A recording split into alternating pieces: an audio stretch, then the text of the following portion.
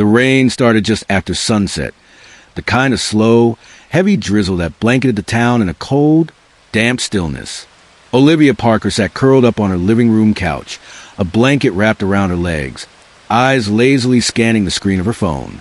Her parents had left for a last-minute anniversary dinner in the city, and her younger brother Ethan was spending the weekend at a friend's house. For the first time in months, Olivia was completely alone in the house, and she was determined to enjoy it. At least, she had been at first. It wasn't fear that got to her. Not initially. The Parker home was safe, tucked away in a quiet suburb just outside of Portland, Oregon. She'd lived there for over 10 years, and nothing truly strange had ever happened. But something about that rain, the way it pelted the windows in an uneven rhythm, the way thunder seemed to grumble instead of boom, set her on edge. She glanced at the clock. 8:46 p.m. Still early.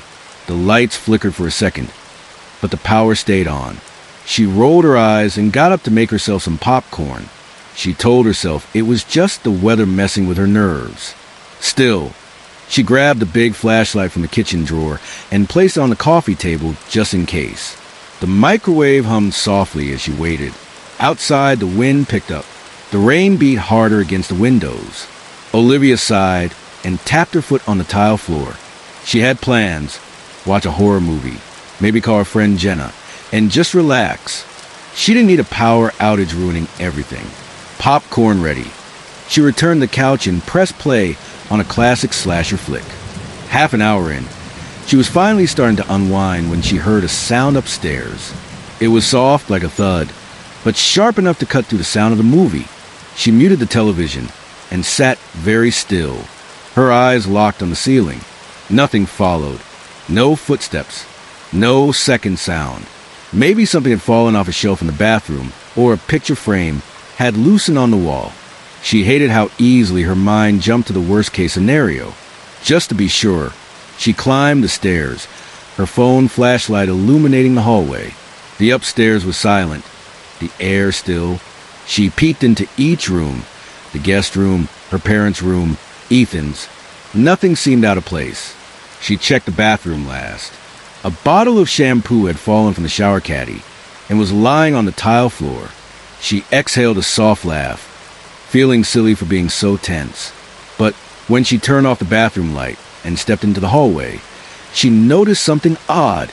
The attic door, the pull-down hatch at the end of the hallway, was ajar. She hadn't touched it. No one had. Her parents never went up there unless it was to store Christmas decorations or old clothes. She hadn't even looked at that thing in months. She stared at it, heart starting to race. A part of her wanted to believe the draft from the rainstorm had caused it to shift, but she knew better. That hatch was stiff. It required a solid pull to even get it to move. She reached for the string and gave it a gentle tug. The ladder extended with a creak, wooden steps stretching downward like a skeletal arm. Olivia swallowed hard, the urge to call someone creeping into her throat. Instead, she took a step back, leaving the attic alone for now. If something was up there, it wasn't her job to find out. Her parents could deal with it in the morning. Back downstairs, she tried to shake off the chill that had crawled into her bones. She turned up the heat and made herself a cup of hot tea, hoping it would help. The movie continued to play in the background, but she barely watched it. She kept glancing toward the staircase, ears tuned for any creak or thud. But the house stayed quiet. At 10:03 p.m., the power finally went out. The TV clicked off mid-sentence. The house plunged into darkness. Olivia grabbed the flashlight and cursed under her breath.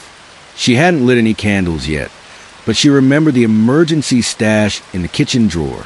The wind howled outside, and the branches of the old maple tree scraped against the living room window like nails on glass. She lit 2 candles and placed one on the coffee table, the other on the kitchen counter. The flickering light danced across the walls. It made the shadows deeper, darker.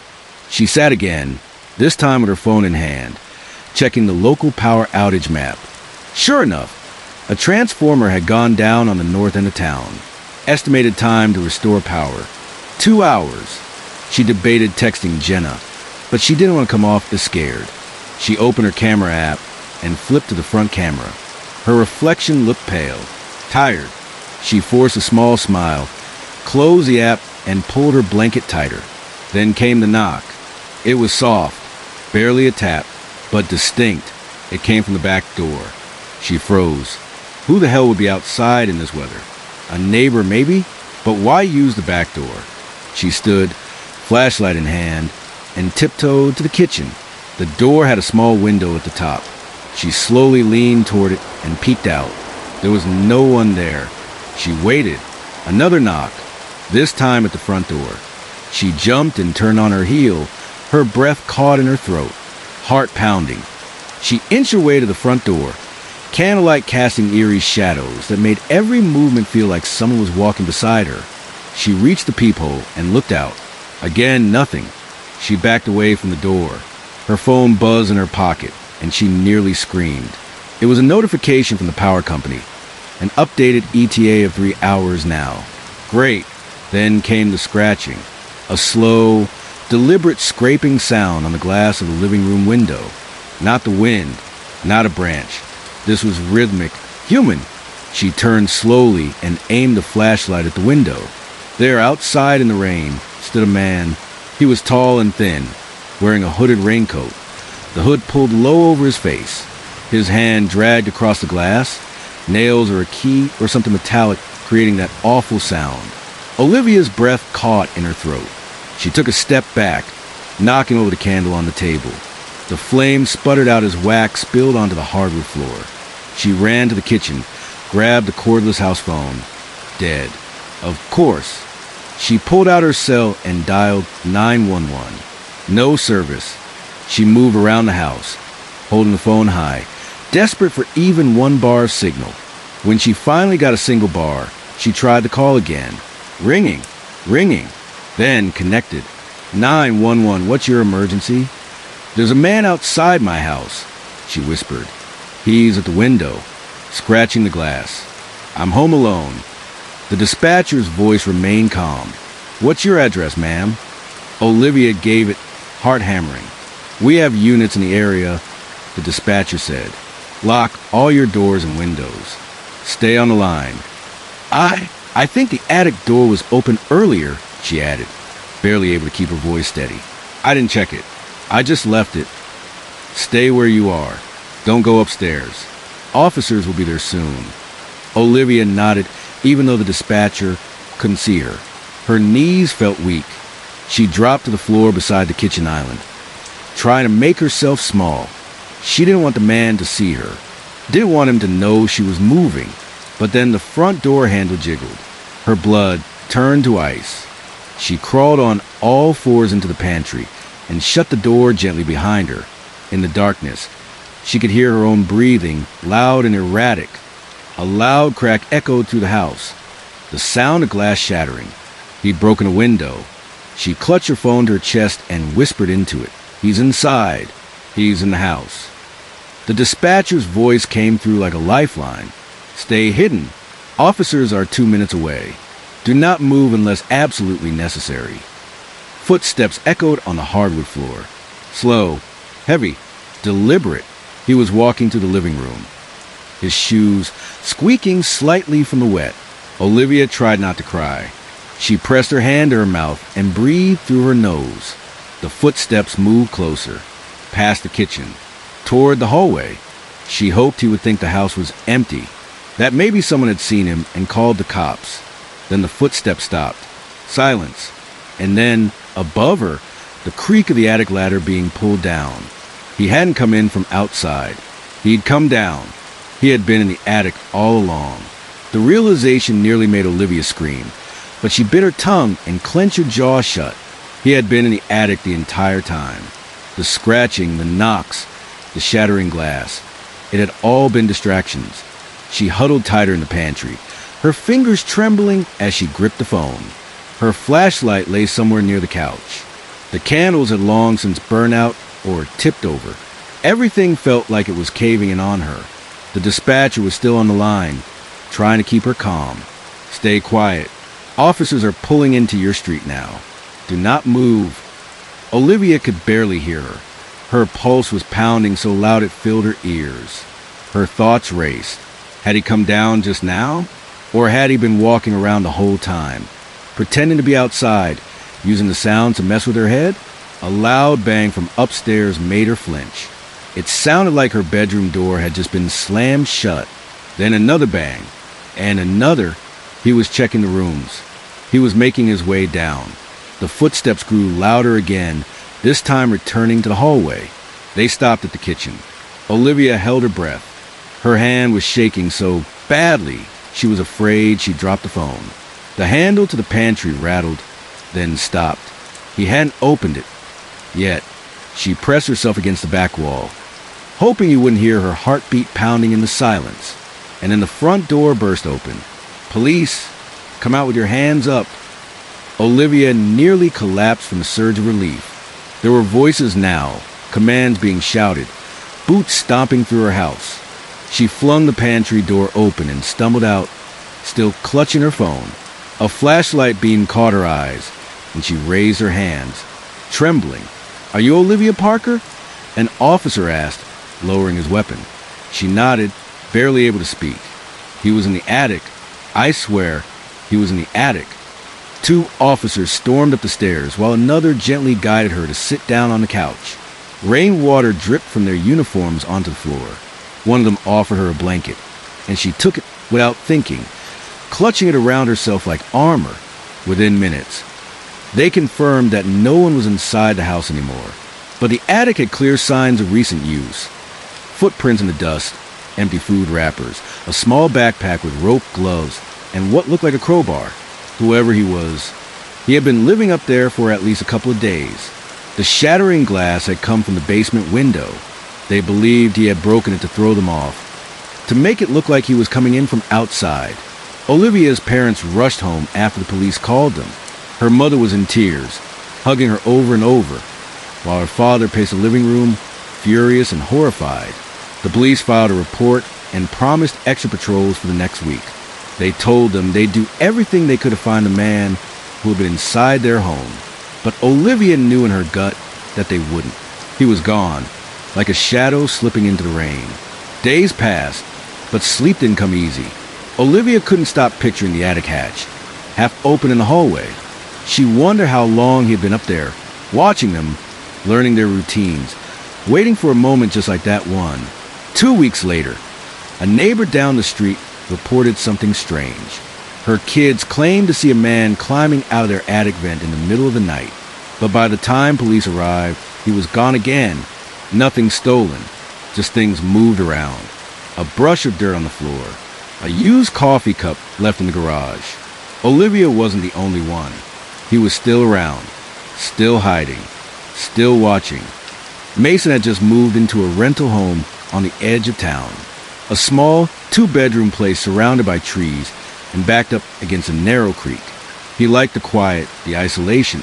After losing his job in Chicago and walking away from a relationship that had long since died, he was looking for a fresh start. Oregon seemed like the perfect place. He had only been living there for 4 days when the storm rolled in. The rain came hard and fast, soaking the yard and leaving puddles across the porch. Mason had just finished unpacking the kitchen when the power flickered and died. Great. He lit a few candles and cracked open a beer, figuring he'd ride it out. He didn't mind the dark. If anything, he welcomed it. But the noises started just after midnight. He had gone to bed early, exhausted from carrying boxes and trying to assemble furniture alone. The bedroom was sparsely decorated. Just a mattress, a nightstand, and a lamp that now sat cold and useless. The window was cracked open slightly to let in the sound of the rain. It helped him sleep. Then came the whisper. It was so faint, he thought he'd imagined it. A soft breath of sound, like a word without consonants, sliding through the cracked window like fog. He sat up, his heart thumping. He strained his ears. Nothing. He lay back down. But then it came again, closer this time. Inside the room, he bolted upright, grabbed the flashlight from the floor, shined it around the room. Nothing. He got up and checked the closet, the bathroom, even under the bed. All clear. Still, sleep didn't return. Around 3 a.m., he finally dozed off, only to be jerked awake by a loud thump above his head. The attic. He didn't even know there was an attic. He got up and walked out into the hallway. The entrance was a simple panel in the ceiling with a hook latch. He stared up at it, flashlight in hand. The air was cold. Still, he told himself it was just the house settling. He returned to bed. In the morning, the power was back. Mason made coffee, went through his emails, and convinced himself that the night had just gotten to him. First week in a new place. His brain was making ghosts. Later that afternoon, he noticed the front door was unlocked. He always locked it. It was muscle memory. Always. That evening, he found the attic latch unhooked. This time, he grabbed a chair and flashlight and pulled the hatch open. A damp, musty smell hit his nose. The attic was unfinished, dusty, and mostly empty. But in one corner, hidden behind insulation rolls and an old box fan, he found a small blanket, a water bottle, and a half-eaten protein bar. Someone had been up there. Mason didn't sleep that night.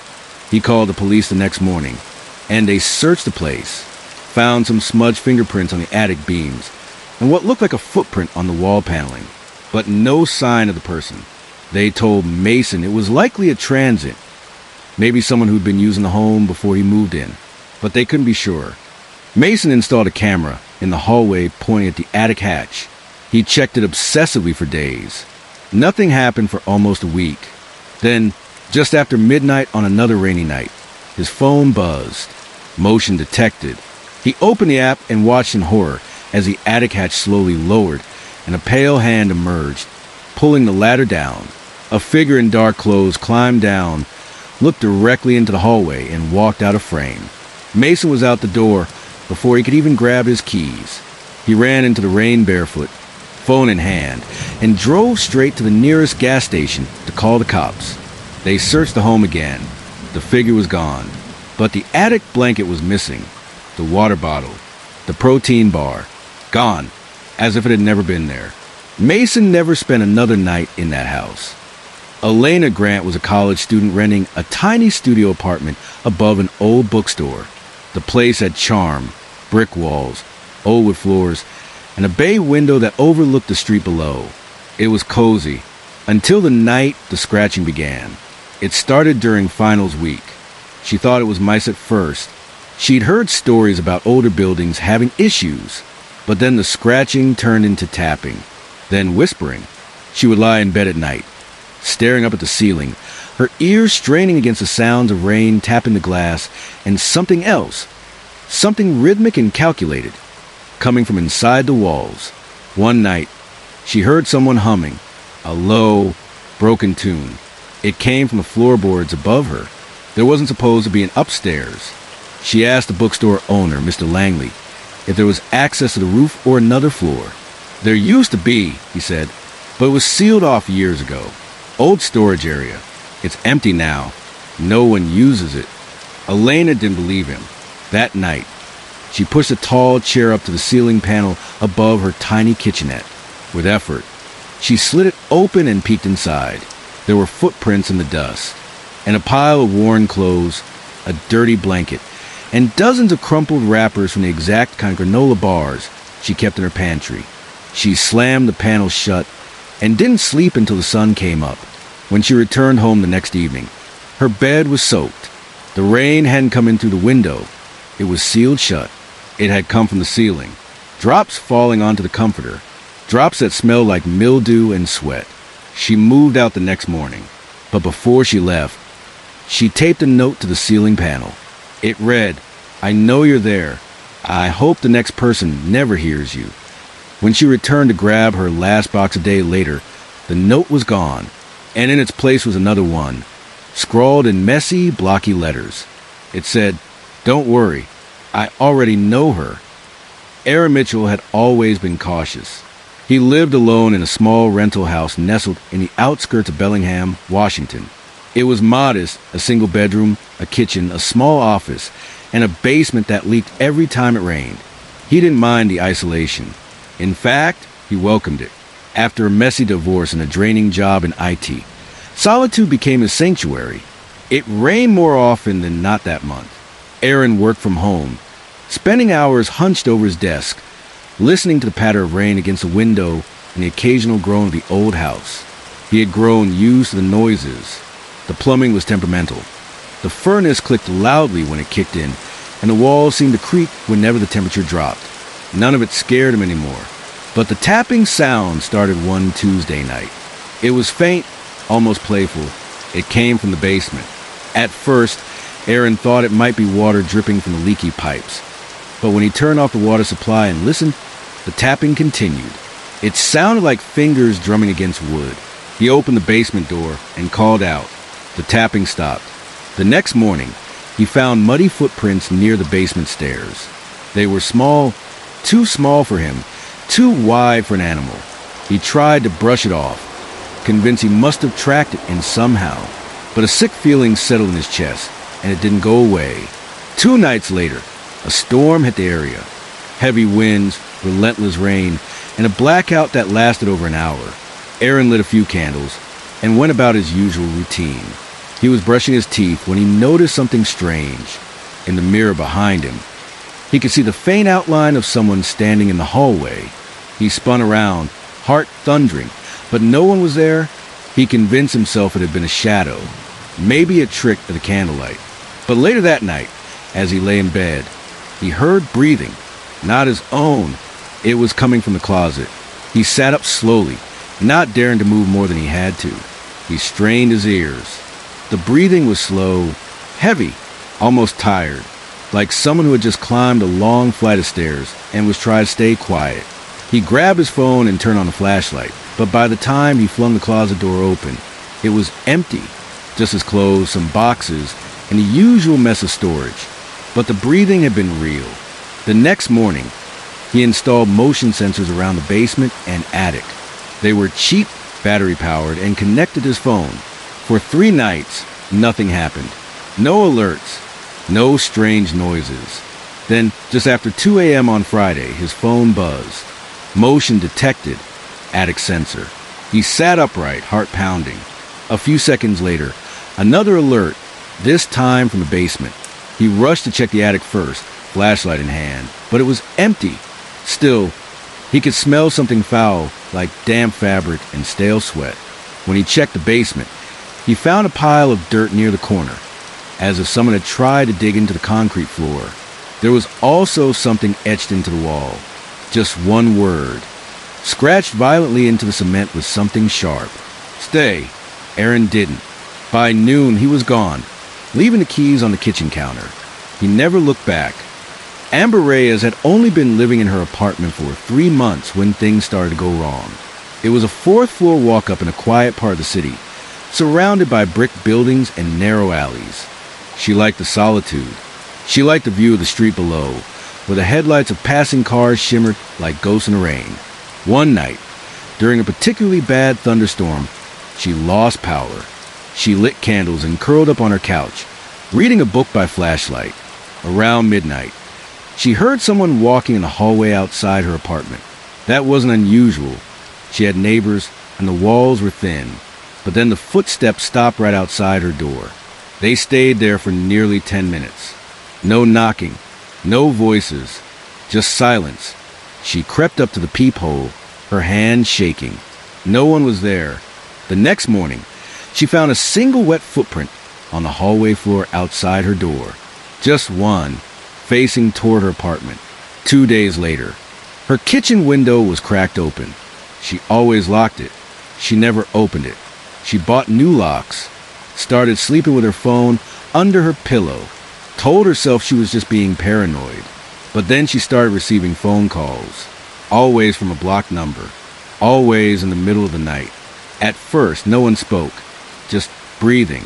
Then, after a week, a man's voice whispered, "You left your window open again." She called the police. They checked the apartment and found no sign of forced entry. They offered to increase patrols, but that was all they could do. The final straw came one Friday night. Again during a thunderstorm, Amber had barricaded the windows, bolted the door, and piled furniture against the entrance. She fell asleep on the couch, clutching a kitchen knife under her blanket. She woke up to the sound of someone whispering in her ear, but no one was there. She packed her bags the next morning and moved in with a friend across town. Weeks later, the new tenant of her old apartment contacted her through social media. They asked if she had ever heard strange noises in the walls or noticed wet footprints by the kitchen window. Amber didn't respond. She just blocked the message and turned off her phone. In a small farmhouse deep in rural Montana, 12-year-old Carter Jennings was home alone for the first time. His parents had gone to visit a relative in the hospital and left her behind with clear instructions. Don't open the door for anyone, feed the dogs, and stay inside. The weather had turned rough, with rain slamming against the roof and wind howling like wolves in trees. Carter liked storms. He liked the sound of it all. But he didn't like the knock on the back door at 11:15 p.m. It was slow, calm, 3 soft knocks. He froze in the hallway. Then it came again. 3 more. He grabbed the family's German Shepherd Duke and crept toward the kitchen. Duke was stiff, ears perked, tail lowered. He wasn't barking, just staring at the door like he could see right through it. Carter reached the door and peered through the curtain. No one was there. He turned on the porch light. Still no one. Then Duke began to growl, deep and low, and the knocking moved to the window. It was faster now, for 5 rapid taps. Something was hitting the glass just above Carter's head. He dropped to the floor and crawled backward into the hallway. The dog followed him, growling louder now. Carter grabbed a landline and called his neighbor, Mr. Hill, who lived about a quarter mile down the dirt road. Mr. Hill arrived 15 minutes later with a shotgun and his flashlight. He found nothing outside, no footprints in the mud, no signs of anyone near the window or door. But when they checked the barn, they found something odd. A pile of blankets, a rusted water canteen, and an old notebook filled with strange drawings. Faces, eyes, staircases, all scrawled in messy ink. On the last page was a list of names. Carter's name was one of them. He never stayed home alone again. A storm rolled over the city, hard and fast. Lightning cracked the sky in wide, jagged scars, and the rain came down like sheets of glass. In an old apartment complex near downtown Denver, a woman named Jessica Callahan locked up her bakery shop and trudged home through the downpour, her raincoat doing little to keep her dry. She was exhausted. The bakery had lost power earlier that day, and she'd spent hours throwing out spoiled ingredients and trying to clean up the mess. All she wanted was a hot shower and a long nap. She didn't notice the figure watching her from across the street. By the time she got inside, she was soaked to the bone. Her apartment was small, just a bedroom, a bathroom, and a kitchen that barely fit a table. She took her shower, put on dry clothes, and climbed into bed just as the wind picked up outside. Then came the knock, soft, delicate, at her bedroom window. She lived on the 3rd floor. She turned her head slowly, unsure if she'd imagined it. Another knock. She stood, barefoot, heart thumping, and walked to the window. She hesitated, then pulled back the curtain. There was no one there, but in the corner of the glass, drawn in the condensation, was a small, smiley face. She backed away slowly. Her hands trembled. She locked the window and double-checked her front door. That night, she dreamed of someone crawling up the side of her building, climbing like an insect, fingers digging into brick, face pressed to the glass. When she woke up, the smiley face was gone, but a new one had appeared on the kitchen window. Jessica called the building manager and begged him to check the roof. He found no one, but he did find cigarette butts and a small camp chair tucked behind the ventilation unit. Whoever it was, they'd been up there for a while. Tyler Brooks wasn't the paranoid type. He was a former Marine, disciplined, analytical, and practical. After returning home from deployment, he moved into a small cabin on the edge of the woods outside Flagstaff, Arizona. The place had once belonged to his grandfather and had sat vacant for years. Tyler spent weeks fixing it up, cleaning out the shed, patching holes in the roof, and clearing brush from the back lot. He liked the solitude, the stillness. It helped quiet the noise in his head. But quiet turned to isolation, and isolation turned to discomfort the night the rain came. It hadn't rained in weeks. Arizona's summer heat had baked the land dry, but on that particular Friday, the clouds rolled in without warning. The rain started light, then quickly turned into a loud, unrelenting storm that beat down on the tin roof like war drums. At first, Tyler appreciated it. He lit a fire, grabbed a book, and settled into the armchair by the fireplace. Outside, the world was lost in a curtain of gray, the tree line barely visible through the sheets of falling water. Then came the whisper. It came from the back hallway. Tyler stood up, thinking maybe it was the wind catching a loose board or a draft blowing through the walls. He walked down the hall, flashlight in hand.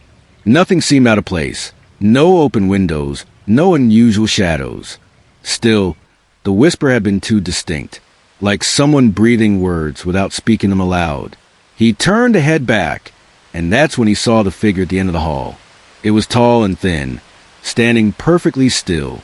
No eyes, no face, just a silhouette darker than the shadows around it. Tyler froze. His instincts screamed at him, years of training kicking in, but by the time he flipped the flashlight toward it, the figure vanished. Just gone, like it had never been there. Tyler searched every room, every closet, even the crawl space beneath the house. Nothing. He chalked it up to stress, exhaustion, or maybe even a momentary hallucination. Still, that night, he placed a chair under the doorknob and kept his pistol within reach. 3 days later, he found the back door wide open. Muddy prints tracked across the kitchen floor, bare feet, large and splayed. They led from the back door to the basement stairs and disappeared. He checked the perimeter again. No signs of forced entry. No broken windows.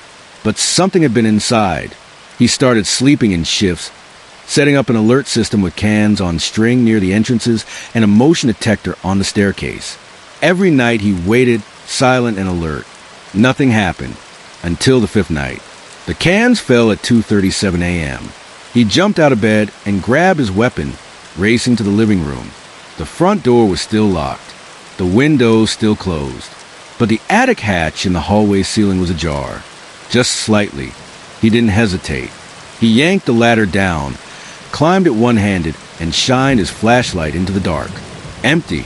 But then, he heard the floor creak behind him. He turned.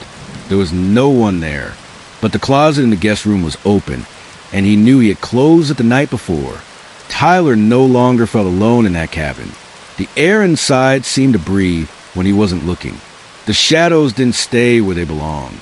The final straw came when he found the words "Stay Quiet" carved into the bathroom mirror, the letters jagged and deep like they'd been cut with a knife. That day, he packed everything into his truck and drove until the gas light came on. He never returned. A week later, the new tenant who moved into the cabin reported hearing footsteps in the attic and something breathing just beneath the floor. Across the country, in a suburban town outside Atlanta, 17-year-old Brianna Lawson was finishing up a late-night Zoom call with her friend when the power went out. Her screen flickered to black, and the house fell silent. The rain had been steady all night, soaking the sidewalks and turning the backyard into a pool of mud. Her parents were away for the weekend, celebrating their anniversary in the mountains. She was used to being alone by now, independent, responsible, and smart enough not to freak herself out. She lit a few candles and checked her phone. No signal, just a little red X where her bars should have been. She sighed and walked downstairs to check the fuse box. That's when she saw the back door standing wide open. Rain poured in over the doormat. The porch light flickered, casting dull yellow shadows across the kitchen tiles. She stepped toward it, confused. She was certain she'd locked it. She reached out and shut the door, bolting the lock. Then came the drip from upstairs, not from a faucet or a pipe. It sounded like something wet falling onto carpet. She climbed the stairs, candle in hand. The drip grew louder as she reached the hallway. It was coming from her room. She pushed the door open and froze. A puddle had formed on the floor beneath her bedroom window. Rain slid down the glass in steady rivulets, but the window itself was closed. In the center of the puddle sat a single sock. Not hers. Too large, too ragged. She backed out of the room slowly, heart hammering. The attic hatch above her creaked. She ran downstairs, locked herself in the bathroom, and stayed there until the sun came up. When she emerged, the puddle had dried, but the sock was gone. She moved in with her cousin the next day. In a rainy town along the coast of Maine, in a house that sat near the edge of a cliff, 80-year-old Walter Keene lived alone with his dog, Marbles. Walter had always been stubborn, refusing to leave the house he'd built with his own hands over 60 years ago. His children begged him to come stay with them, especially during storms. But Walter liked storms. They reminded him of simpler times. It was during one of those storms, when the sea crashed hard against the rocks and the wind howled like voices, that Walter heard the piano play itself. It was an old upright, dusty and long out of tune, sitting against the wall in the parlor. No one had touched it in years. But in the middle of the night, the notes echoed down the hallway, slow and deliberate, as if someone were learning a song they couldn't quite remember. Walter grabbed his cane and walked toward the sound. By the time he reached the room, it had stopped. He stood there, staring at the bench, which was now pulled out slightly from the piano. Marble sat beside him, ears down, tail still. The dog wouldn't go into the room. The next night, it happened again. Same time, same notes. This time, Walter stood at the top of the stairs and listened. He didn't move. He didn't speak. He just waited. At the end of the song, a soft voice whispered from the parlor, "I like when you listen." Walter never heard the piano again. But every night after that, the parlor door stood open, no matter how many times he closed it. And somewhere, on another rainy night in another forgotten corner of America, a little girl named Sophie stood in her living room window, watching the storm. She was only 8 years old, her parents asleep upstairs. Her flashlight had run out of batteries, and the candles had long since gone out. But she wasn't afraid. Not yet, until she saw the man. He was standing across the street, motionless in the rain. No umbrella, no coat, just standing there, watching her. She rubbed her eyes and looked again. He was closer. She blinked again. Now he was on the sidewalk, then the front porch, then the window.